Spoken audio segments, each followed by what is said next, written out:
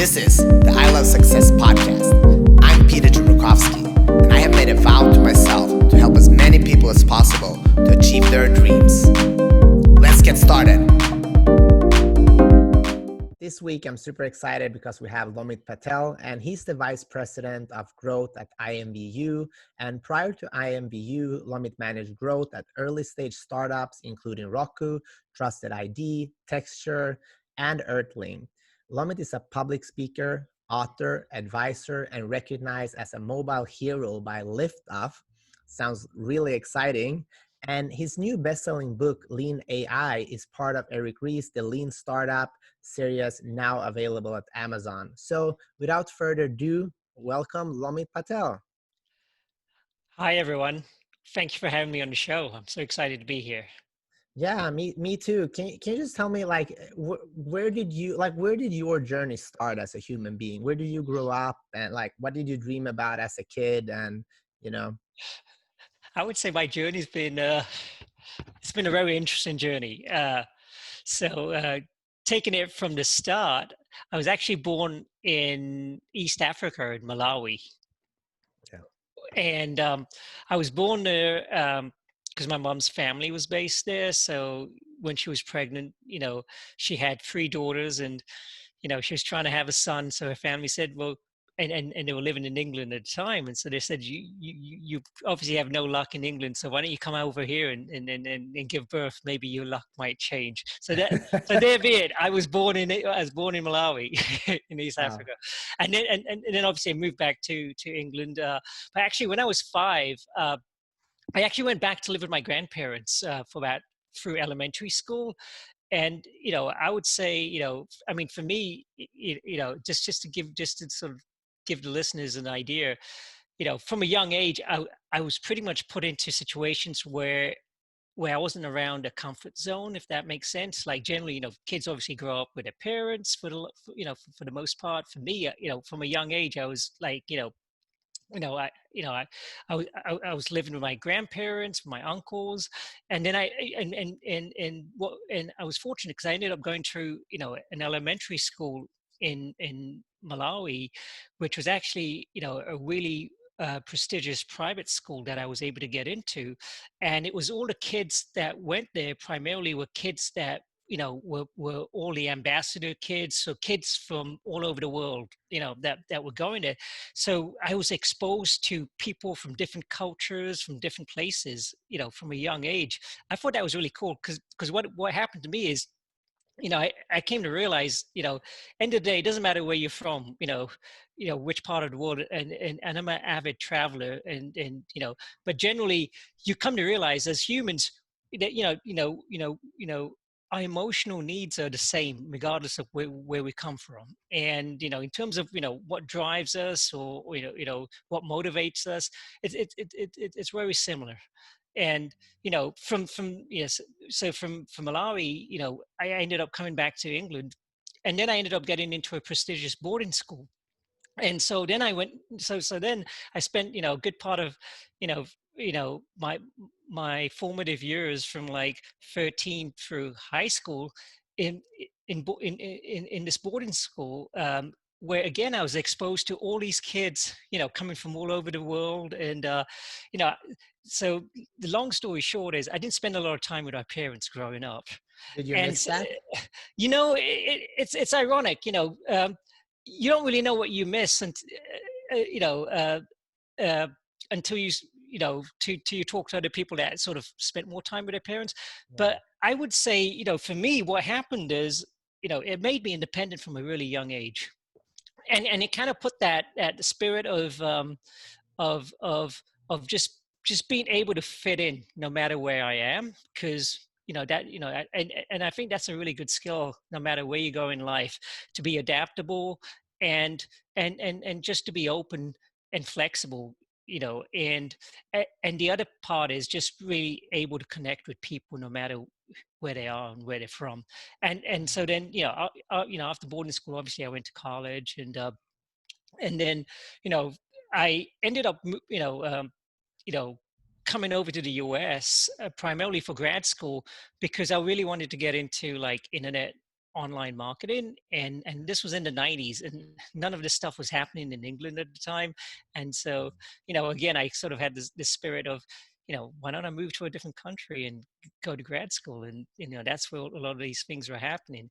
But for me, So some an people, adventurer, basically, I'm a, from yeah, I would say a spirit of adventure, and instead of looking at things from like fear, I kind of look at it from the angle of faith. Like, what, instead of, you know, why do that? Why not? I always sort of look at the questions of why not. I love that. But basically, when you started out as a kid being an adventurer, it wasn't by choice, right? Because No, that's yeah, just how it happened. But it also polished you and made you stronger, because like being without your parents for a long time, that teaches you a lot of things. But like how did you deal with that when you felt lonely? Like how did you deal with that?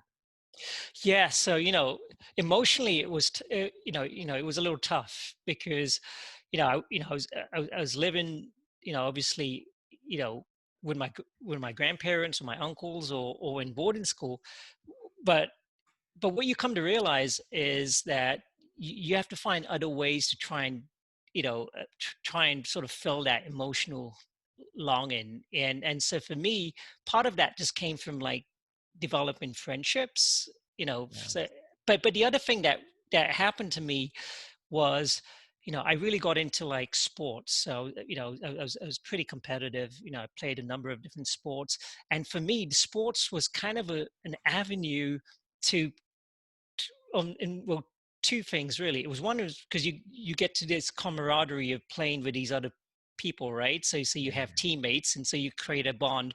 But the second thing was, I mean, I never really had, you know growing up where my parents would come and watch me play or spend any time with me, so I was kind of, for me, playing sports and kind of getting good at that was a way of getting some kind of validation from other people that I didn't know. Yeah.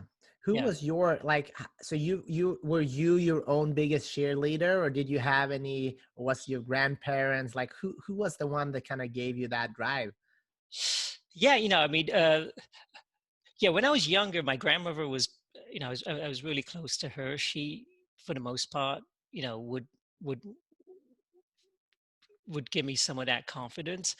But then the other thing I came to realize was I didn't really have a lot of people to lean on, and so what I guess what I sort of developed was just trying to become my own cheerleader. But it wasn't a cheerleader in the sense like, hey, go to people and sort of brag about stuff or whatever. But it was more of the cheerleader from the standpoint like when I was like going through sadness or whatever, I would, you know, for the most part, I would, I would try to internalize things rather than, verbalize things, so to speak. And I kind of came up with this thing where, you know, uh, you know, that whether you want to call it God or whatever, but the universe is kind of looking out for me, like I have an angel somewhere that's kind of looking out for me. And I came I came to realize that, you know or at least I convinced myself that I wasn't going through whatever I was going through alone, Yeah. that there was somebody else that was kind of looking out for me. Yeah, I love that. And I mean, I think that's the right way to go, because there's, many people in this world that are going through tough times right now. There's a lot of people that are lonely, and there's also people that feel lonely, because you can feel lonely even with when you're with other people, right? Yeah. And so I'm just curious, like you made all these adventures, and like you went out on these journeys, and now you're in San Francisco doing your thing. Like how has your confidence improved by doing all these things basically on your own? Yeah, I think confidence is such an important thing. And what I would say about confidence, it's not like, for example, something that's always there. It's something that it's more like a mindset of just kind of like brushing your teeth, washing your face. you have to kind of, kind of remind yourself that, I can do this. And so one of the things that and just to give you kind of some idea of my habits, and these were habits that I formed when I was pretty young. One was around visualization, even before I knew what this thing was. But I used to try and visualize stuff in my. So I used to have it. So one thing I was known as being a daydreamer, and So you're that's in what class in this I boarding school yeah, in Malawi, and yeah, what are you yeah. dreaming about? What are you I, visualizing? I'm, I'm visualizing, you know, Hot girls on the well, beach? yeah, I was beaches, hot girls, but I was always visualizing that uh, that that that I generally would visualize stuff when I was getting bored in class, that I was in a better place, or generally that that I was visualizing some manifestation of me sort of kind of being successful to an extent where at least people were listening to me. Because one thing people don't realize is, when you kind of grow up the way I grew up, I never really had people sort of, giving me personal time, like sitting down and talking to me as far as adults went, for the most part, because I never really had my parents around me. Yeah. And so the way I used to sort of try to do that was to try and engage into what other people were, and try to intersect into whatever other conversations are going on. And so, I had to, so for me, in my dream, it was like, instead of me having to go out of my way, like people are coming out of their way to come and, Yeah. like listen to me. That, at least when I was younger, I was sort of having those sort of I f- thoughts. I feel you, man. When I was a kid, I was chubby and I was bullied, and it was the same thing. I remember the conversation never came to me. Yeah. I had to try to get involved in conversation, but nobody would ever listen to me, and that stung a lot. I don't know if it was the same for you, but then as I evolved my confidence and my level of, like, hey, I don't need that, and then something happened with me, and now, because I show that level of confidence, it has shifted a little bit. Do you feel the same way?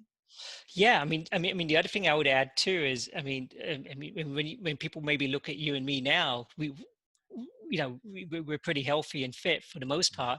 But I actually, when I came back from Malawi, I actually was a thin kid, and I ended up gaining weight primarily because, uh, you know, well, two things. One was because I never knew anything about candy in Africa. There was no candy that was available in Africa, Yeah. right? So I come to England. But secondly, you know, uh, you know, even when I came home, I didn't really have a good relationship with my dad.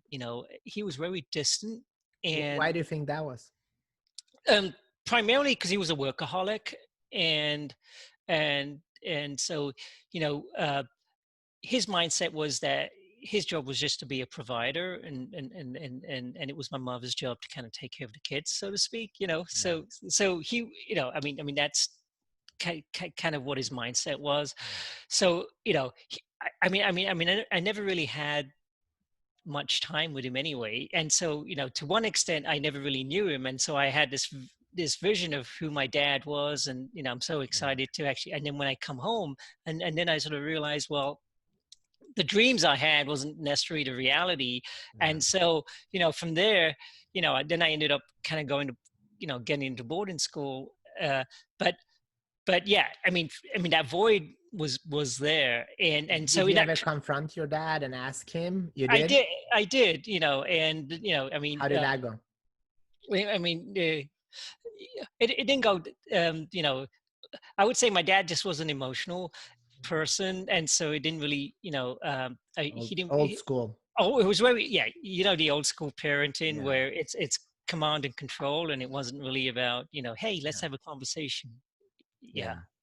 but Has that taught you to show more love in your own relationships? yeah, so, one thing. One thing that I would say, if you want to become successful, you can always learn from good and bad experiences. And so Yeah. what I've come to learn is that, that you can always, you know if you see people that are doing something that you like, you can mirror that. And if you've seen people doing things that you don't like, just do the opposite, because ultimately you kind of know what's good and Yeah. bad, right? And as humans, I feel that you can learn from both of those experiences. And so for me, ultimately, the sad story about my dad was that he ended up dying when I was like 17. So I didn't I'm even sorry. yeah. So it wasn't like we had a chance to really, in later years to get close. But what I learned from that was the fact that life is really short, Yeah. and unpredictable. And so, I have two kids now, two boys, and I've for me, I've gone kind of out of my way to sort of be the father that I never really got. Yeah. So, and part of that is really, you know it's not about like just you know um giving stuff, because stuff is nice, but ultimately time is your greatest resource, right, that you can give anyone. Time and attention. Yeah. Yeah, and I love, Lomit, what you have done. Like, instead of being, you nobody could have blamed you if you would put on the victim hat all your life, right? Yeah. But you have changed this into something positive, that you are actually giving more to your own family. And thank you for doing that, and thank you for sharing so open heartedly. I know this is sensitive stuff, but like, there's so many people going through the same thing that you did, and just hearing that, and seeing you now have that you have created a good life. I think that gives a lot of hope. And what do you want to say to other, kids, people that have gone through the same thing? Like, what advice can you give them? I would say the best advice is one thing to remember, that you know that the past doesn't equal the past doesn't really equal the future, because the future is really in your hands. You can't really change what somebody does to you, or how people react to you. But one thing that you can have full control over is how you define whatever that experience is.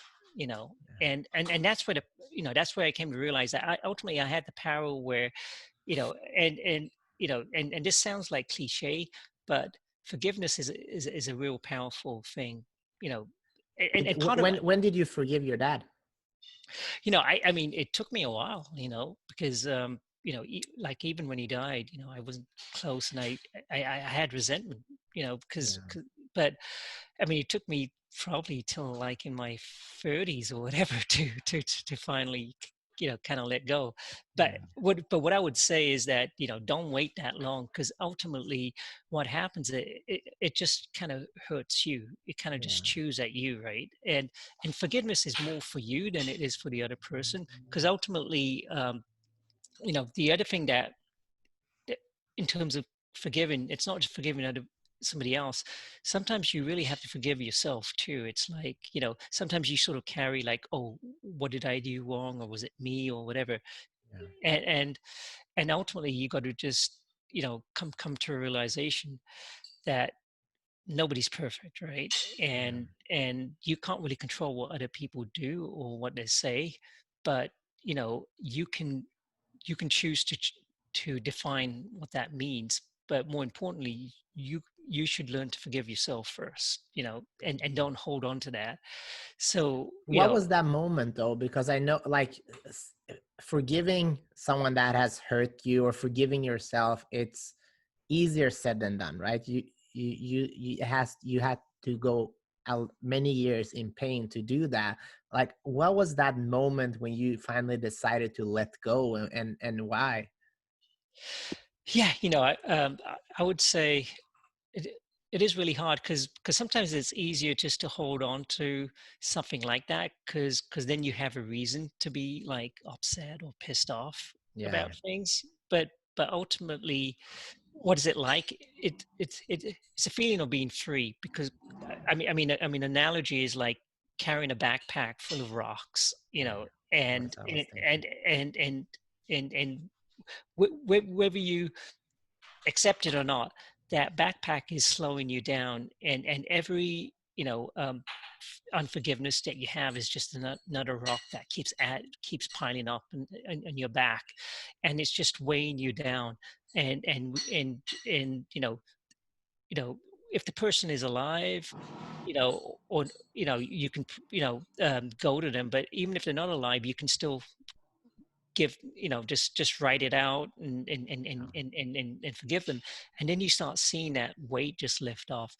And the big, I would say the best part, or at least for me, the main reason why I needed to do that was because I didn't want to carry that and pass it into like my kids too, because otherwise a part of that still stays So in when you, you right? became a father, you realized that, hey, Yeah. I got to deal with this. Yeah. That's right. Yeah, yeah. That's generally when you start asking all those big life questions, right? Because then Yeah. it's not really about you; it's about somebody else, beyond yourself, that your life becomes a part of. That's beautiful. And can you just talk about your drive? I know you've been in many startups. Like, what drives you to work hard as well and excel in your field? Yeah, I would say, in terms of working hard, I've been around people, at least, the family that I come from, where people have just worked hard, and you know, you know, that was one of the positives that I took from my dad, because I knew he was I literally saw that he used to work hard. And I know from, you know not just my parents, but being around my grandparents and uncles, all of them were hard workers. But for me, in terms of the drive, you know before the drive, I guess, the drive has always come from just personally, wanting to improve myself. And from a young age, I've always tried to I haven't necessarily like set like goals, or I never used to call it goals, but it was always, I had this kind of competitive streak within myself, where I always wanted to, whether it was in school or in sports or in anything, I always wanted to try and, you know, um, do better. And I guess part of that really came from just filling the void of where I was just looking for validation that I never got, right? Yeah. It's crazy what we do to be loved. I've Yeah, I've done more than 200 episodes now, and yeah, most of the people that I met, and not all, but that are super successful, there's some type of drive, and most of the times the drive is that just want to be fucking loved. yeah, And we do all the craziest shit to be yeah, loved, right? it And is. then when we do accomplish these things, we realize, oh, uh, and now what, right? Yeah, and that's the thing, to answer your question, you work hard. For me, I've worked hard, and I've reached a certain level of success, depending on how people define success. But ultimately, you kind of reach a point where it's never enough. It's like, okay, I'm here now.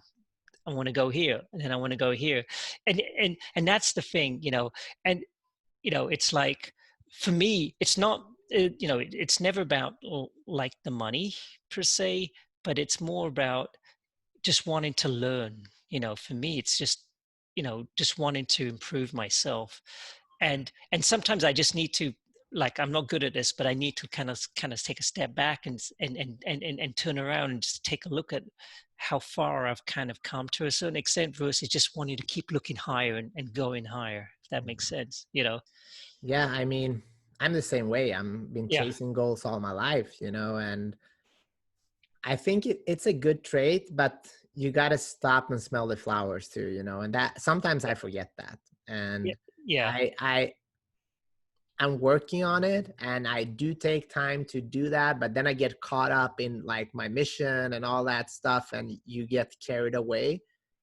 But I think, like, for me, like what I'm trying to do with this show, I want to redefine the concept of success. And for me, it doesn't matter how well you do in business if you don't have a good life and if your relationship is in shambles. So, you know, I want to see that balance in my life, in the people that I love too. And I always go back to, you know, I I believe in that you can have a balanced life, but I also heard Oprah say something amazing, and she said you can have everything. You can have everything you want, but not all at once. And I think that's also pretty wise statement, because sometimes in your life you might have to, work a little bit harder, but it's you just don't have to. You just have to know when to stop, basically, because otherwise you'll end up living your whole life just a workaholic. Yeah, and you're right. It's like, if we kind of look at ourselves on the scale of low and high, Yeah. you know, you know, all of the experiences that we've had growing up have kind of defined where we are on this scale. And we're going to pivot to certain extremes on certain characteristics, whether it's drive, perseverance, hard work, or whatever. That you know, where with everywhere where you were high on one side, you're low on the other. So it's like, the inverse impact is less time with relationships, or stepping back and sort of enjoying where you are versus just chasing the next destination. So, but having said that, you know, I think the key thing that you mentioned is ultimately, we, we've all come through different unique experiences that shape us, right? And we've tried to sort of fit into the environments that we kind of grew up, because ultimately we wanted to try and at least do the best with what we were given to a certain extent. And some people are more motivated than others to try and get beyond that environment. But you know the harder thing is with where you have to unprogram yourself with all of the things and the habits that you've built up over a good chunk of your formative years. For me, that's the challenge, right? It's like unlearning some of that stuff, because otherwise you're kind of on this treadmill and you're always wanting to run like 60 miles per hour rather than just slow it down and just walk like. How have you done to unlearn that? Because it goes back to, what Bruce Lee said. He's one of my biggest role Yeah, models. And he said, hack away the unessentials, it is right. simplify things. But how do you do that in your life? Yeah, so for me, what one of the ways to do that is to just try and take an audit of where you're spending your time, right? Because everybody has 24 hours. Doesn't matter, where you are in life, rich or poor. Everybody has 24 hours. If you take a good look in your calendar, you'll be able to really define like where you're spending most of your time, and ultimately, where you're spending most time, is that really where your priorities should lie, right? you know and the tough part is that, you know um, trying to, you know um, I mean, for me, the hardest part is trying to relax, right? It's like, yeah. What do you do to relax? Yeah, so for me, as I mentioned, I grew up playing a lot of sports. That used to be good for me, and so now, you know, uh, I work out a lot. So I can't go to the gym anymore. So yeah, I mean, for the most part, I'm into biking and running. Yeah. I do biking and running, and I just do a little bit of my own kind of CrossFit stuff. Nice. And how do you do to relax your mind? Yeah, so one of the things I've started to try and get into, especially during the shelter in place, is, I mean, I've been reading all this thing about meditation and yoga. I tried yoga maybe once or twice, but I got bored of it. Unfortunately, I didn't have the patience to persevere.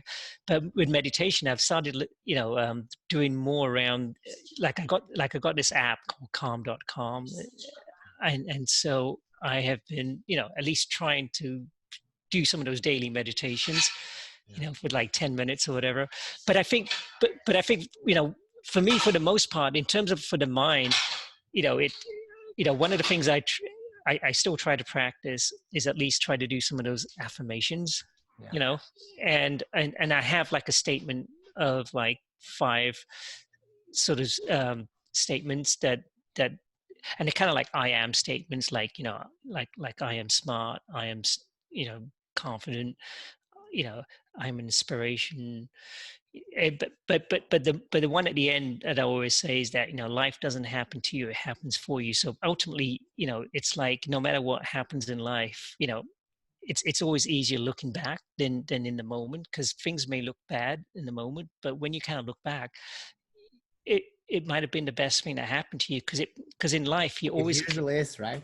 it is, yeah, because in life you always come in, to to get to the next level, it's always uncomfortable, right? On whatever that is, but you can't get there without going through that uncomfort zone. And so generally, when I look back at moments of uncomfort, I don't like it, but it's usually where I've actually had to grow to just to expand kind of my mindset and my view on stuff too. Yeah, I mean, it's so interesting. And I wanted to talk to you about tough moments in life. Would you mind sharing, like, what has been your toughest challenge in your life, uh, and how did you overcome that? Um, yeah, I mean, in terms of tough challenges, there's it, it, it depends, like growing up, you know, um, away from your parents can be tough, right? Yeah, But I mean, the way I kind of overcame that, as I mentioned, was to try and sort of fit more into the environment that I was put into, versus trying to sort of focus on what I didn't have. Just try to make the best of what I did have.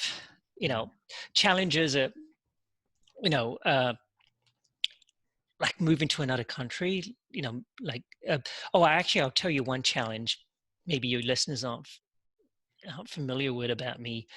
So I went to grad school in St. Louis, and when I graduated, I was here on the student visa, and on the student visa you need to get a sponsorship from a company in order um, to to to work in the US. And so you have this 1 year period to try and find this job. And what I came to realize, I was applying for jobs. I applied for probably like 1,000 companies, because it was easy to apply in those days. That's when with the internet, right?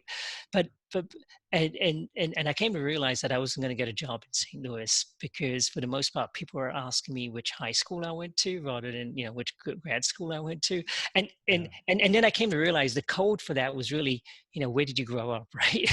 yeah, and so what I ended up doing, again, this, you know, this, you know, I mean, it was very stressful for me, but I just ended up, came to realize, hey, this door isn't going to open. I need to move to a different place to try and knock on the door. So I ended up moving to Chicago. I didn't really, I mean, I had a friend there, and I was fortunate because I was able to, I had no money at that time. I was literally like homeless, so I was able to like sleep on his couch. And what I ended up doing, and this was really counterintuitive, but this is kind of the way where I've normally start thinking is when I'm trying to solve a problem is, instead of trying to think of how everybody else is going to solve the problem, think think counter to what everybody else might do in this situation. And so for me, I was applying for jobs, and obviously, going through HR, I was getting rejections, right? So what I decided was, why don't I go for a temp job at this tech company that I wanted to get a job at, where I was getting rejected, when I was applying. And the reason why I wanted to get the temp job as a front desk assistant was because everybody in the company has to go through the front desk, and so that's a way for me to get to know everyone, right? Because I knew, I can't control other people, but I knew that I'm pretty good at relating to people. So, and in fact, that I had this British accent is kind of faded now, but it was a good way to capture attention at the time. it I, still I, does. Yeah, you yeah, feel like a friend, Lomit. That's a pretty yeah, cool feature. yeah. So long story short, I ended up getting this temp job, and then the job that I wanted to go for opened up in the company. I just reached out to the manager, and just asked if if he would have 10 minutes for me, because I didn't really know him that well, but I knew who he was. And we met up, and this was when I had like a week left before my visa was going to expire, and I had to leave to go to England. And I told him, and I was working there for probably like 2 months now as a temp. And by then obviously I wasn't just doing the job as a temp. I was learning everything about the company, and getting to know the system and the culture. And I told him how interested I was in this position, and actually what my real experience was, because I had worked in marketing before, and I had like an MBA, and I told him I would love to work there, but by then I only had 5 days left, and I had another job offer, fortunately. And I told him that I have to make a decision in 2 days, but I'll leave it up to him, because I know, that as the hiring manager, he can open doors that HR can't, right? And then I left it, and for him to sort of noodle over that.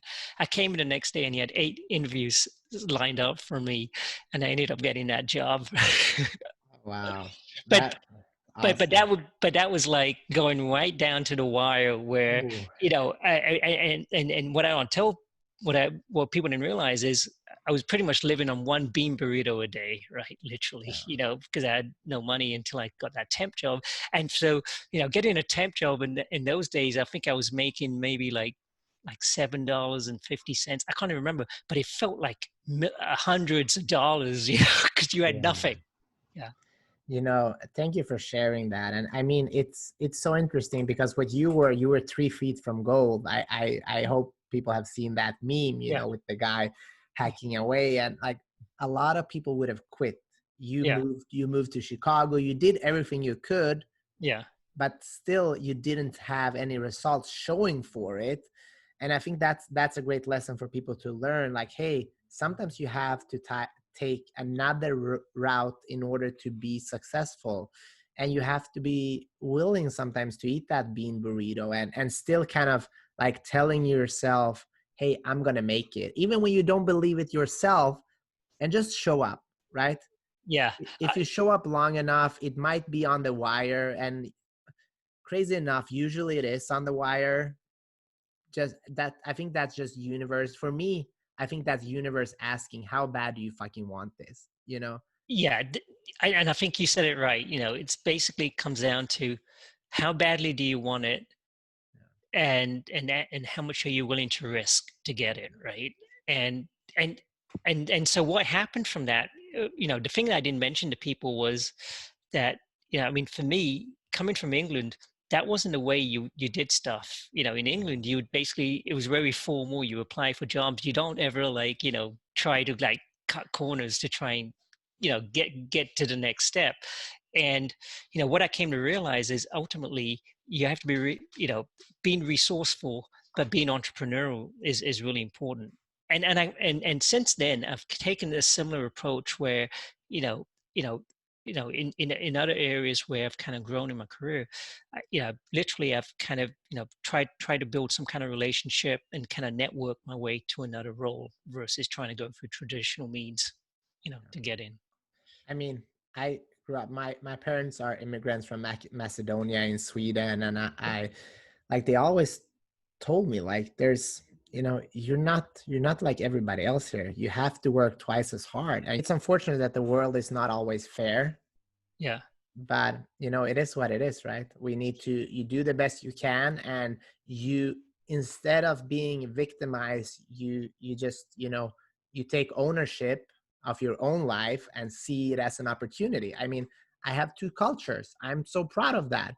It's just make me a better human being. I can relate with more people, and I'm willing to work harder than most people. So it's actually a benefit if I see it. But I also meet people that are, see it as they're so um they haven't gone to the next step, so they're just they're playing the blame game, and Yeah.